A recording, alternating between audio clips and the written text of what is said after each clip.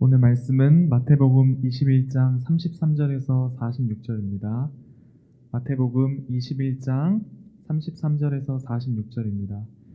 제가 43절까지 읽고 44절부터 46절은 합독하시겠습니다.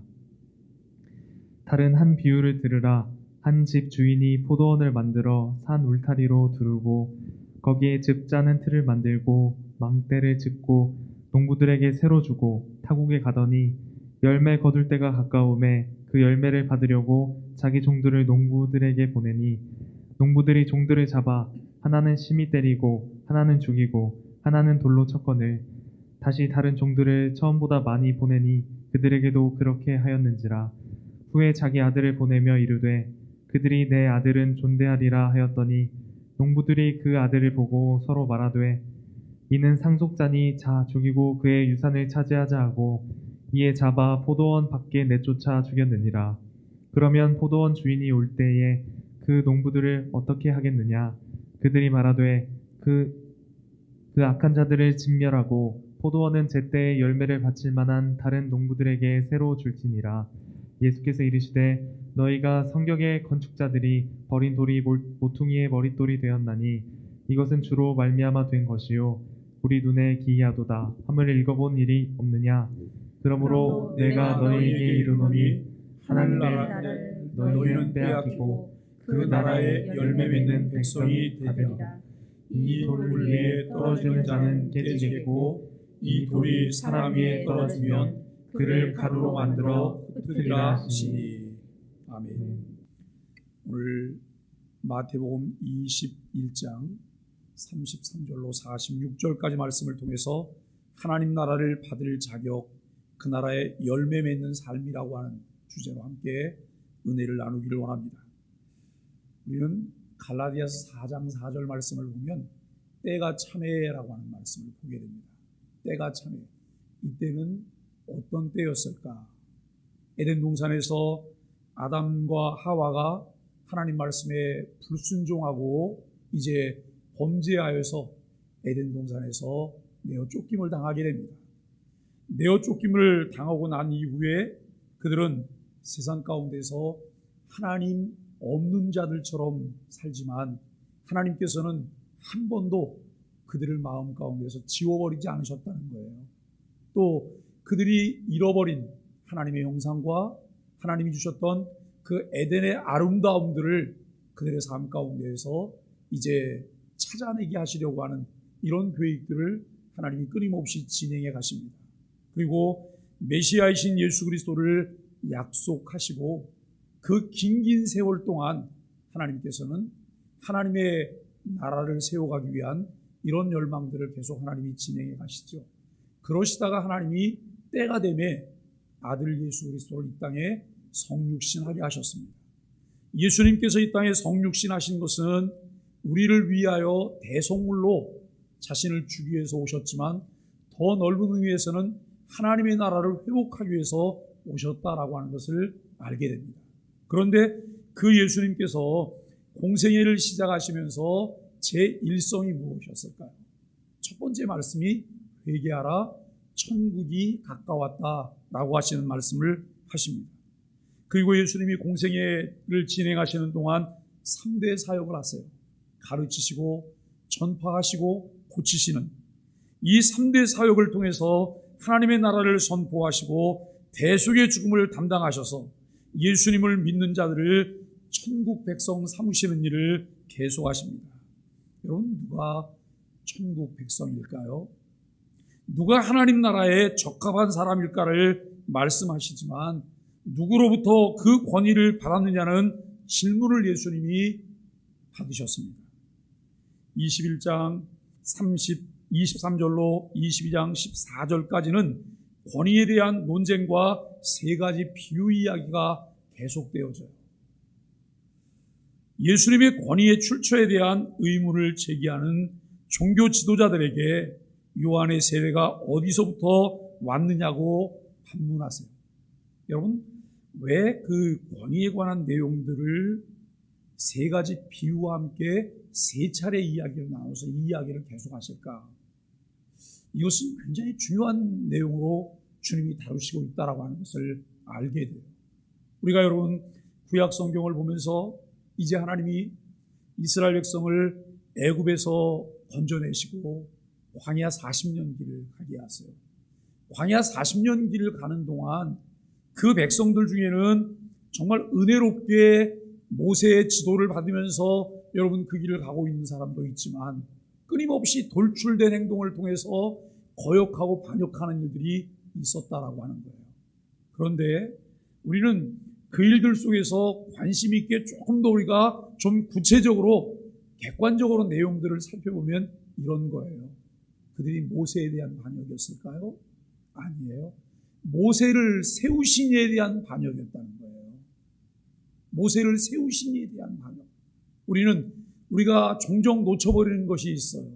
눈앞에 있는 상대가 있는데 그 상대가 어떤 존재냐라고 하는 거예요. 상대가 무슨 일을 하고 있느냐라고 하는 것, 이 부분을 우리가 관심 있게 보아야 돼요. 우리는 하나님이 세우신 일들, 하나님이 행하시는 일들을 우리가 역행하는 자일까? 아니면 그 일에 순복하면서 그 일을 함께 세우는 자일까? 이것은 여러분 우리의 개인적인 감정과 미묘하게 이것이 물려있음을 우리가 알게 되어줍니다. 이와 같은 일들이 진행되어지면서 이스라엘은 끊임없이 하나님께서 하나님의 나라를 세우시려고 하는 것에 대해서 여러분 자신들의 생각을 표출을 하고 그리고 자신들의 세계를 만들어내려고 하는 모습들을 보게 돼요. 우리는 사무엘이 나이가 많이 들어서 이제 늙어가요. 그런데 어느 날 백성들이 이렇게 말을 해요. 우리에게도 다른 나라처럼 왕을 좀 세워주세요. 다른 나라처럼 왕을 세워주세요. 하나님이 원하셨던 하나님의 나라는 어떤 나라일까요? 하나님이 통치하시는 나라. 이스라엘이 애굽에서 나오고 여러분 애굽에서 이제 가나안에 정착하고 약 400여 년간 사사 시대가 진행이 되어져요. 사사들을 세우셔서 하나님은 신정 정치를 하기를 원하셨어요. 그런데 다른 나라처럼 왕을 세워달라. 그때 하나님께서 이렇게 말씀하셨어요. 너를 버림이 아니라 나를 버림이라. 너를 버림이 아니라 나를 버림이라. 그리고 하나님은 첫 번째 왕 사울을 세우게 하세요.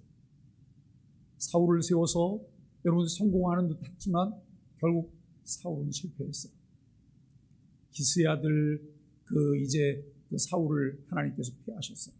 그리고 이새의 아들 다윗을 하나님께서 세우시면서 뭐라고 말씀하시면 내 마음에 합한 자라라고 말씀하세요. 이런 일들이 계속 반복되어지는데 이스라엘이 광야길 가운데 또 여러분 모세에 대한 문제가 생기죠. 모세에 대한 문제가 생기는데 그때 이제 집단으로 했던 그 무리가 누구냐면 고라 자손들이에요. 고라 자손들. 그런데 하나님은 그때도 분명히 말씀하세요. 모세에 대한 도전이 아니라 하나님에 대한 도전이다. 그리고 결국은 하나님께서 그들을 심판하시죠. 땅이 갈라져서 고라 자손들이 땅에 매장돼서 집단으로 죽게 돼요. 그런데 저는 늘 성경을 보면서 시편을 읽다 보면 시편에 고라 자손들의 너무 아름다운 찬양시들이 나와요. 시기적으로 민수기 16장에 나오는 고라 자손 심판이 지난 다음의 일들이거든요. 고라 자손은 다 진멸을 하셨는데 고라 자손이 어떻게 이 시를 쓸 수 있을까? 그 중에 이제 해만이라고 하는 대표적인 인물이 나오는데 이게 어떻게 가능할까? 근데 여러분 성경을 조금 더 살펴보면 어떤 내용이 나오냐면 고라 자손들 중에서도 누구 족속은 거기에 가담을 하지 않았어요. 자기들 그 집합, 그 고라 자손 전체가 여러분 그것을 진행하는데 이걸 하지 않았어요. 근데 거슬러 올라가면 어떤 일이냐면 이 고라 자손들도 결국 레위 지파예요. 레위 지파인 누가 있어요? 대표적인 인물인 아론이 있거든요. 대제사장의 가문이 거기에 있단 말이에요. 그런데 고라 자손은 제사장 반열에 있지 않아요. 다른 일을 맡고 있는 거예요. 그러니까 고라 자손이 이게 심기가 불편한 거예요. 우리도 똑같은 레위지파인데 왜 저는 아론에게는 그야말로 드러나 보이고 돋보이는 그 일을 맡기고 우리한테는 안 하는 거야? 여기에서 고개를 들었던 거예요. 하나님이 그 일을 심판하셨는데 고라 자손 중에 여러분 한 족속은 거기에 가담하지 않았어요. 그리고 심판을 면했고 심판 이후에 그 심판의 모습을 보면서 더 두렵고 떨리는 마음으로 하나님을 사랑하는 마음을 갖게 된 이런 모습을 우리는 보게 돼요. 여러분, 권위의 문제는 너가 잘났느냐, 내가 잘났느냐, 네가 높냐, 내가 높냐, 이 문제가 아니에요. 그 권위가 무엇과 관련이 되어 있느냐라고 하는 것을 우리는 보아야 된다라고 하는 것이죠. 우리는 이 세 가지 비유를 이야기를 하시는데 예수님은 권위의 출처에 대한 의문을 제기하는 종교 지도자들에게 요한의 세례가 어디서 왔느냐라고 반문하세요. 그리고 이 세 가지 비유를 들어서 회개도 순종도 하지 않고 복음을 거부하는 종교 지도자들의 완악함을 주님께서 지적하세요. 우리가 여러분 이 세 가지 비유는 이런 비유예요. 첫째는 어제 아침에 생각했던 비유인데요. 두 아들의 비유입니다. 겉으로는 잘 믿고 순종하는 척 종교 지도자들보다 회개하고 복음을 받아들이는 이제 이 세리와 창녀가 하나님 나라에 합당하다라고 하는 것을 말씀하시는 비유예요. 두 번째는 오늘 본문인 악한 소작의 비유입니다. 유대인들 특히 종교 지도자들은 마치 주인이 보낸 종을 때리고 죽이고 급기야 주인의 아들이신 이제 이 아들까지 죽여서 유산을 통째로 차지하려는 소작인가 같아요. 그런데 여기 주인이 보낸 종은 누구일까요? 선지자들이에요. 그리고 이들이 때려 죽인 그 주인의 아들은 누구일까요? 예수 그리스도를 상징적으로 말하고 있다는 것이죠.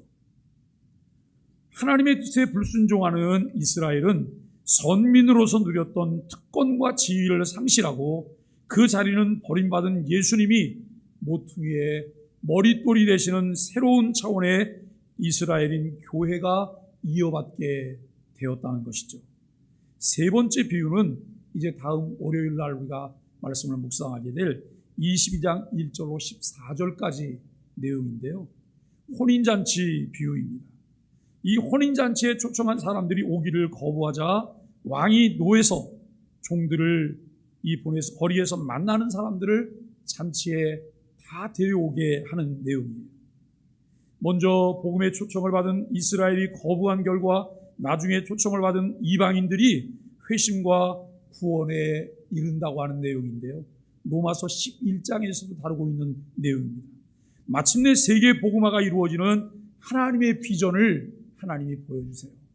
우리가 여러분 사도행전 1장 8절 말씀을 생각해 보세요. 오직 성령이 너희에게 임하시면 너희가 권능을 받고 예루살렘과 온 유대와 사마리아와 땅끝까지 이르러 내 증인이 되리라 라고 말씀하세요. 결국 하나님은 복음을 통해서 온 세계를 뒤덮을 것을 말씀하시고 또 하나님께서 택하신 주의 백성들을 다 불러들이게 될 것을 하나님이 말씀하세요.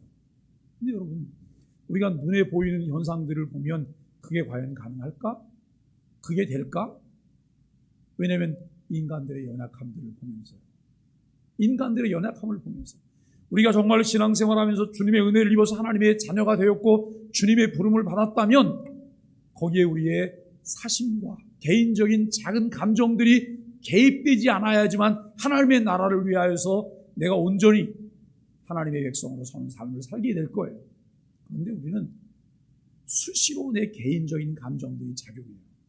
개인적인 감정이 하나님께서 이루시고 진행하시려는 공적인 일보다 더 앞서가는 일들을 우리가 많이 보게 돼요. 하나님의 나라는 온데간데 없어요. 우리가 한번 생각해 보세요. 내가 기분이 좋을 때, 내 비유에 맞을 때, 내가 편안할 때만 내게 주어진 일을 여러분 내가 감당하게 된다면 과연 얼마나 우리가 그 일을 할 수 있을까? 우리는 굉장히 좀 변화무쌍하잖아요. 변화무쌍한데 하나님께서 내게 주신 것은 내 기분에 따라서 할 수 있는 것이 아니라 내게 주어진 사명이라는 거예요. 이 사명을 깨닫는 것이 우리에게 참 필요하다고 하는 것을 우리가 생각을 합니다. 오늘 본문에서는 예수님이 두 번째 비유를 말씀하십니다. 한 집주인이 농부들에게 포도원을 세주고 타국으로 갔는데 추수 때 열매를 받으려 종들을 보내니 농부들이 종들과 주인의 아들까지 죽입니다. 집주인이 돌아오면 악한 농부들을 진멸할 것이고 대제사장들과 바리새인들이 자기들을 가리키는 비유인 줄 알게 됩니다. 우리가 여기서 정말 주목해서 살펴볼 수 있는 것은 이거예요. 집주인이 포도원을 만들고 자기가 그걸 관리할 수 없으니까 이것을 관리할 수 있는 사람들을 둔 거예요. 관리할 수 있는 사람들은 그 다음에 그야말로 월급을 받고 일하는 사람들이잖아요. 관리만 하는 거예요. 관리만. 거기서 소출을 내는 것, 일이 주어진 일이에요. 그런데 따박따박 월급을 받다가 어느 날 사심이 생겼어요. 이거 그냥 가지면 좋겠는데? 자꾸 주인이 사람을 보내서 이런저런 이야기도 하고, 그리고 소출이 생기면 그 소출에 대해서는 다 또 주인이 가져가고, 여러분 당연한 일이잖아요. 심기가 자꾸 불편해지는 거예요. 이런저런 궁리를 자꾸 해요. 그래서 선지자가 와서 이야기하면 선지자를 괴롭게 하고 선지자를 때리고, 급기야는 주인이 아들을 보내내 아들까지 죽이는 이런 일들을 진행해요. 이것은 비유의 얘기예요. 오늘 여기 33절로 39절이 욕심 많은 농부들에 관한 이야기를 하고 있어요. 포도원과 농부들 이야기는 구원 역사에 드러난 인간 실존을 잘 보여주고 있다는, 결국 우리들의 이야기를 하고 있다라고 하는 것을 알게 돼요. 어떤 주인이 포도원을 만들어 농부들에게 맡기고 타국으로 떠나고 추수할 때가 되어 주인이 종들을 보냈지만 농부들은 그를 때리고 죽입니다. 주인이 자기 아들까지 보냈지만 농부들은 포도원을 차지할 욕심으로 그 아들까지 죽였습니다. 이 비유 이야기는 이스라엘 백성이 하나님께 보인 반응을 담고 있어요. 우리가 참 그런 생각을, 나는 어떻게 반응을 보일까? 말씀 앞에 나는 어떻게 반응을 보일까? 하나님이 주시는 은혜 앞에 어떻게 나는 반응을 보일까? 여러분, 교회는 늘 그 크고 작은 싸움들이 있어요. 어떤 싸움이 있냐면 이거예요. 목회자는 목회자가 가지고 있는 여러분 그림들이 있어요. 하나님이 주신 비전들을 가지고 그 방향으로 나가려고 해요. 그런데 이것이 개개인과 연관이 되면 개개인들은 그것을 자꾸 비틀어내려고 해요. 제자리로 돌리려고 해요. 제가 오늘 특세가 끝나면 다음 주 월요일부터 부활주일까지는 매일 일반 새벽 기도를 하겠습니다 라고 했어요. 우리 교육자들 모임에서 무슨 얘기가 나왔냐면 이런 얘기예요. 목사님, 2년간 소망의 아침 묵상하는 거 훈련이 이제 돼가고 있는데 혹시 이 부분에 그동안 쌓았던 걸 놓쳐버리게 되지 않을까요? 여러분 혹시 그런 생각을 해보신 적이 있으세요? 우리가 2년간 끊임없이 이것은 미래지향적인 일들입니다. 앞으로도 계속 해야 됩니다. 앞으로도. 그런데 우리가 2년간 만들어 오는 과정 가운데 참 쉽지 않은 일이다라고 하는 것을 익히 아는 분들은 익히 아시게 됐어요.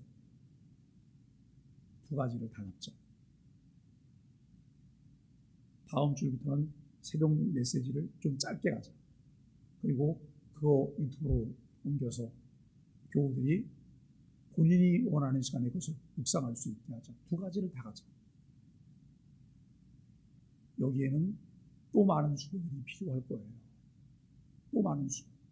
내가 원하는 것만, 내가 필요한 것만 여러분 가져가는 것이 아니라 이 일들을 하기 위해서 어떤 에너지가 소비돼야 되고 이것을 지속적으로 할 수 있는 그런 에너지를 만들어낼 수 있을까를 볼 수 있는 분들이 조금 더 폭넓게 교회 안에 일꾼으로 들어오게 되는 거예요.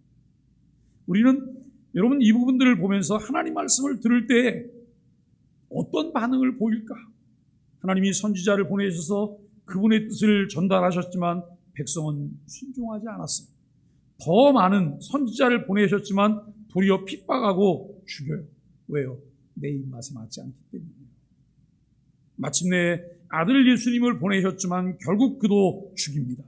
이 비유는 구원 역사에서 하나님과 맞서고 대항하는 죄악된 인간의 모습을 적나라하게 보여주고 있는 내용입니다.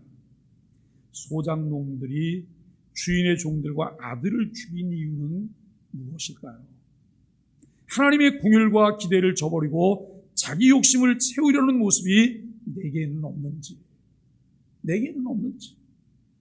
40절로 46절 말씀은 모퉁이 돌이신 예수님을 우리에게 말씀하고 있습니다. 누구든 책임과 특권을 잘 감당하지 못하면 이를 빼앗기게 되는 것이죠. 주인이 악한 농부들을 어떻게 하겠느냐는 예수님의 물음에 종교 지도자들은 그들을 멸하고 다른 이들에게 포도원을 맡길 것이라고 대답을 해요. 예수님은 건축자들이 버린 돌이 모퉁이의 머릿돌이 되는 기이한 일을 말씀하십니다. 여기에서 여러분, 이 돌은 예수님을 의미하죠. 유대 지도자들은 예수님을 핍박해 죽이지만 예수님은 메시아로서 하나님의 나라를 세우실 것입니다. 하나님은 종교 지도자들에게 부여했던 책임과 특권을 거두시고 그리스도 안에서 새롭게 탄생할 교회와 그리스도인들에게 맡기십니다. 하나님의 나라는 하나님의 뜻을 행하는 열매 맺는 백성들에게 주어질 것이라고 하는 것을 알게 됩니다. 예수님은 어떤 사람이 하나님 나라를 받는다고 말씀을 하셨을까요? 하나님이 내 삶에 원하시는 열매는 구체적으로 어떤 것일까를 우리가 함께 생각해 보아야 합니다. 포도원은 더 넓은 의미로는 하나님의 나라를 상징합니다. 그 나라는 머릿돌이신 예수님을 기반으로 세워지고 있다라고 하는 것을 알게 됩니다. 비로소 대제사장들과 바리새인들은 예수님의 비유가 자신들을 가르쳐 말씀하신 것인 줄을 알고 예수님을 잡고자 했습니다. 그러나 무리를 무서워 그렇게 하지도 못했습니다. 예수님을 선지자로 알고 있는 무리는 아직은 예수님 편에 서 있기 때문이죠. 마가복음 12장 1절로 12절에 비해 이제 비유는, 여러분, 이 마태복음의 비유는 주제를 더 강렬하게 드러내고 있어요. 마가는 한 사람이라고 표현해요. 그런데 마태는 집주인이라고 표현해서 포도원의 주인이 농부가 아님을 처음으로 분명하게 하고 있다라고 하는 것이죠. 마태는 마가와 달리 악한 농부들의 결말도 이 비유의 당사자 대제사장과 바리새인들의 입을 통해 말하고 있다는 거예요. 여러분, 이거예요. 하나님 말씀을 들어요. 보편적으로 하나님 말씀이 선포되지만 말씀을 듣는 사람은 이거 내가 나에게 해당되는 얘기잖아, 내 말이잖아, 이렇게 듣게 돼 있잖아요. 왜냐하면 하나님의 말씀은 모든 사람들에게 다 주시는 말씀이에요. 그런데 내 삶과 연루된 그런 이야기들이 진행되고 있다고 하는 것을 보면서 본인이 알아요. 그리고 다른 사람이 말하지 않아도 본인은 그것이 내 얘기구나라고 생각하면서 그 다음에 하나님이 어떻게 손을 대시겠다라고 하는 것까지도 본인이 알아요. 이게 정말 무섭잖아요. 그런데 오늘 본문에서 예수님은 대제사장들이 자기들의 입으로 그 결말까지 말하게 만들어내요. 참 무서운 일이다라고 하는 것을 우리는 알게 돼요. 그리고 악한 당사자들이 하나님 나라를 빼앗기고 대신 열매를 맺는 백성이 그 나라를 차지한다는 결말을 마태복음에서만 구체적으로 기록하고 있다라고 하는 것이죠. 사랑하는 소망의 가족 여러분, 역지하지라는 말이 있어요. 즉 상대방 입장에서 생각해 보는 것만으로도 많은 문제는 해결될 수 있다라고 하는 거예요. 하나님과 우리 사이도 마찬가지입니다. 하나님이라면 어떻게 하실까라는 단순한 질문만 던져도 죄의 덫에서 벗어날 기회를 얻을 수 있습니다.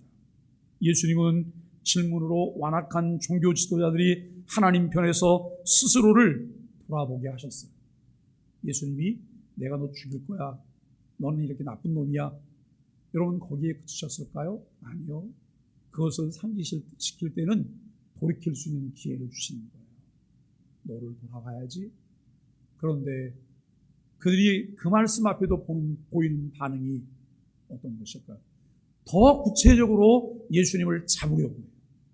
더 구체적으로 예수님을 없애려고 하는 이런 모습들을 우리는 보게 됩니다. 예수님의 질문은 우리에게 기회입니다. 진실한 대답으로 돌이킬 기회를 붙잡아야 합니다. 종교 지도자들이 죽인 예수님이 결국 그들을 심판하신다고 하는 것을 우리는 알게 됩니다. 이들은 하나님은 두려워하지 않으면서 사람들을 무서워하는 모순을 지니고 있어요. 그런데 여러분, 성경은 사람을 두려워하지 말라고 해요. 영혼을 능히 멸할 수 있는 하나님을 두려워하라는 거예요. 하나님의 말씀을 하나님의 말씀으로 들어야 해요. 저는 교회 목회를 하면서 설교 때 제가 늘 자제하면서 잘 하지 않은 이야기가 있어요. 그게 뭐냐면, 제가 40년간 여러분 교회 교육자로 교회 사역을 했잖아요. 무수히 많은 걸 봤거든요. 무수히 많은 걸 봤고 무수히 많은 걸 들었어요. 정말 좋은 간증거리들도 차고 넘쳐요. 그런데 더 차고 넘치는 것이 뭐냐면 나쁜 간증거리예요. 나쁜 간증거리. 교회를 해야 하려다가 어떤 일을 진행하다가 결국 어떻게 됐네. 아마 제가 이런 이야기를 여러분도 익히 들어서 많이 알고 있을 거예요. 저는 강단에서 그 일을 이야기 안 하려고 극히 자제를 해요. 왜요? 우리 마음 가운데 불안한 공포감을 조성하지 않기 위해서요. 그러나 하나님의 말씀을 통해서 진행되어지고 삶을 통해서 지금도 섭리하시는 하나님은 지금도 일하신다는 사실들을 분명히 마음에 두셔야 해요. 이것은 우리에게 엄청난 경고이기도 하다라고 하는 것을 우리는 알게 되죠. 결국 이들은 하나님의 나라를 빼앗기고 본인들이 거부했던 예수님으로 인해 완전히 진멸당하고 말 것입니다. 긍휼이 많으신 하나님은 죄인들을 오래 참으심으로 기다려주시지만 언제까지나 눈 감고 계시지는 않으신다는 것이죠. 우리에게 필요한 것은 하나님에 대한 거룩한 두려움이에요. 경외심이라고 말합니다. 하나님에 대한 경외심. 아들 예수 그리스도 이 땅에 오셔서 그가 여러분 겟세마네 동산에서 기도하실 때 하나님에 대한 경외하심을 가지고 그는 하나님 앞에 눈물로 기도하세요. 경외심을 가지고 하나님 앞에 순종하심으로 여러분 그의 뜻을 따르는 모습을 우리는 보게 되죠. 우리는 경외심을 가지고 아들까지 보내주신 하나님의 은혜에 감사할 수 있어야 합니다. 엘렉스 캔드릭이라고 하는 분은 이런 이야기를 했어요. 감사하지 않는 것은 불순종이라는 연쇄 작용의 대가를 치르게 하는 맹독성 죄악이다 라고 말해요. 감사하지 않는 것은 불순종이라고 하는 연쇄작용의 대가를 치게 하는 맹독성 죄악이라고 이야기해요. 여러분, 우리의 불신앙이나 불순종이나 우리에게 여러분 악한 늪이 생겨지는 첫 번째 이유가 무엇일까요? 이미 은혜를 주셔서 그 은혜를 받았음에도, 그 은혜를 누리고 있음에도 그 은혜 속에서 감사를 잃어버린 거예요. 감사를 잃어버린 거예요. 그리고 거기에 내 욕심들이 생겨지는 것 때문에 결국은 악의 누룩들이 우리 안에 자리를 잡게 된다는 것이죠. 하나님 나라 백성된 것 감사하면서 매일의 삶에서 하나님 나라의 열매를 맺는 삶이 되시기를 예수 그리스도의 이름으로 간절히 축복합니다.